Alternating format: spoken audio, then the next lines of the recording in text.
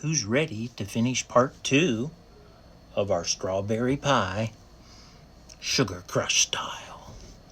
Well, we put the drizzle on, the whipped cream. We're going to add some other decorative berries on top. I love cut strawberries, don't you?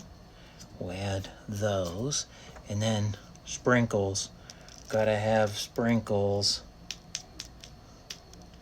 Plenty of sprinkles. There you go. That, my friends, is my strawberry pie for spring. I can cut that, serve it, and people will think that's real. But don't eat it. Sugar Crush is for having fun.